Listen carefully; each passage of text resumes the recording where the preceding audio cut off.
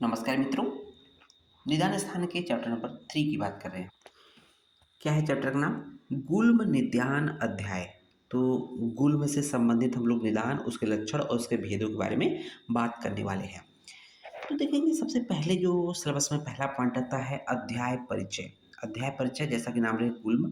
तो सबसे पहले हम लोग जानना है कि गुल्म क्या है। इसके बारे में लिखा नहीं है ना। गुल्म क्या है? देखें, गुल्म एक लंप होता है या बॉडी मास होता है, मतलब शरीर में, मतलब एब्डोमेन में एक लंप या मास जो कि एब्डोमेन में पाया जाता है, जिसको पल्पेट कर सकते हैं, है ना। तो ये क्यों होता है, किसकी वजह से होता है? ये मोस्टली वायु के अवरुद्ध होने की वजह से होता है। वायु अपनी एक जगह एकत्रित हो जाने की वजह से ऐसा होता है ना। उसके बहुत से कारण हैं, उसके बारे में बात करने वाले हैं। तो गुल्म की तुलना जब आप लोग पढ़े होंगे तो गुल्म को हम लोग, जैसे हेद या झाड़ी होती है ना, जो झाड़ियाँ होती है जो बिल्कुल आपस में छुप झाड़ी होती है, बिल्कुल आपस में उलझी हुई होती है, उसी तरह से गुल्म को बोला गया कि उसी आकार की, पिंड के आकार की होती है गुल्म, ठीक है ना। जिसको लंप या बॉडी मास कहते हैं, जो कि एब्डोमिनल रीजन में पाया जाता है। अब देखेंगे अध्याय पर जब देखेंगे, गुल्म व्याधि की उत्पत्ति ज्वर और रक्तपित्त के से ही होती है। ज्वर के बाद रक्तपित्त, रक्तपित्त से गुल्म की उत्पत्ति होती है। तो अब देख लेते हैं गुल्म के कुछ निरुक्ति के बारे में बोला गया है। गुड़ वेष्टने धातु से, गुड़ वेष्टने धातु से मक प्रत्यय, कौन सा प्रत्यय? मक प्रत्यय करने पर डलयोरक्यम जो शब्द बनता है, उससे गुल्म शब्द बनता है ना। तो यहाँ पर क्या है कि गुड़ वेष्टन धातु है, मक प्रत्यय है, उसे क्या बनेगा? डलयोरक्यम, है ना। शब्दों का आप लोग ध्यान दीजिएगा। इससे गुल्म शब्द निष्पन्न हुआ है, निष्पत्ति हुई है, जिसका शाब्दिक अर्थ होता है, मीनिंग अर्थ होता है बांधना। गुल्म का अर्थ क्या होता है? बांधना, है ना। गुल्म मतलब जो था कि एक जगह पिंड के रूप में हो जाएगा तो बंध जाएगा, है ना। अर्थात उदर प्रदेश में एक ग्रंथि रूप का हो जाना, उदर प्रदेश में एक गांठ, जिसको लंप बोलते हैं, मास बोलते हैं, उसके रूप में हो जाना। एक्चुअली ये होता क्या है? ये वायु का अवरुद्ध होता है, वायु के कलेक्शन की वजह से, वात के अवरुद्ध होने से होता है।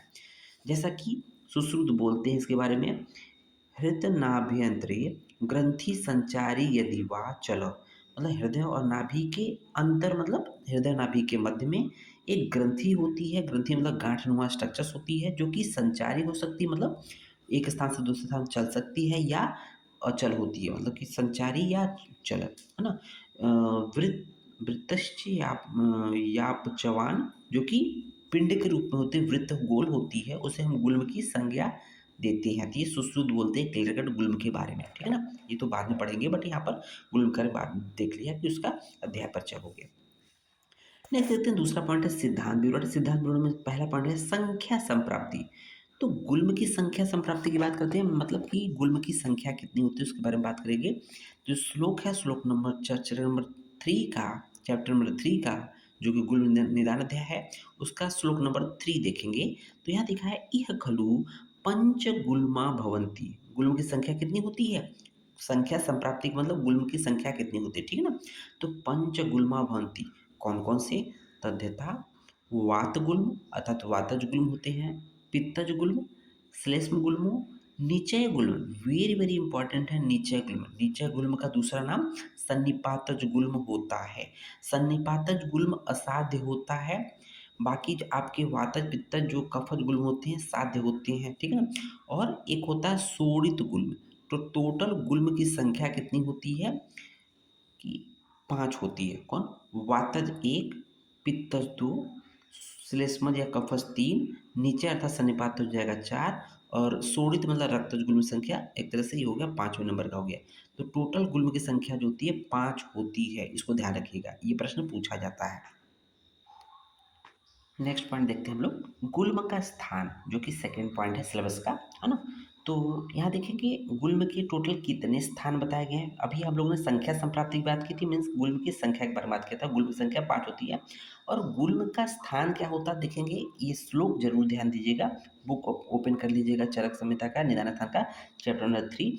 तो उसमें देखेंगे एक्चुअली जो गुल्म का स्थान है वो निदान स्थान न देकर चिकित्सा स्थान में चरक ने वर्णन किया है। इसलिए हम लोगों ने चरक चिकित्सा चैप्टर नंबर 5 का श्लोक नंबर 8 देखेंगे, ठीक है ना।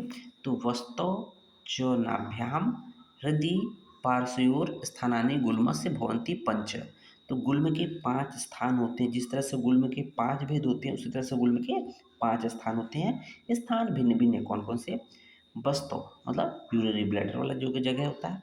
नाभि, नाभि अर्थात अम्बिलिकस वाला रीजन। हृदय, है ना? Thoracic region. पार्श्व 2 लैटरल साइड में होता है, जिस पे हम लोग कह सकते हैं किडनी के आसपास का जो पार्श्व होता है ना? तो टोटल 1 वस्ती, 1 नाभि, 1 हृदय, 2 पार्श्व होता है। टोटल संख्या 5 हो जाती है। तो गुल्म के 5 स्थान होते हैं, जो कि चरक के चिकित्सा स्थान के चैप्टर नंबर 5 में वर्णित है। तो हृदय, वस्ती, नाभि, 2 पार्श्व होते हैं। तो इस तरह से गुल्म का स्थान हम लोगों ने वर्णन कर लिया। अब ये यहीं तक हम लोग का रहेगा। बाद में हम लोग इसको नेक्स्ट पॉइंट में एक्सप्लेन करते हैं। धन्यवाद।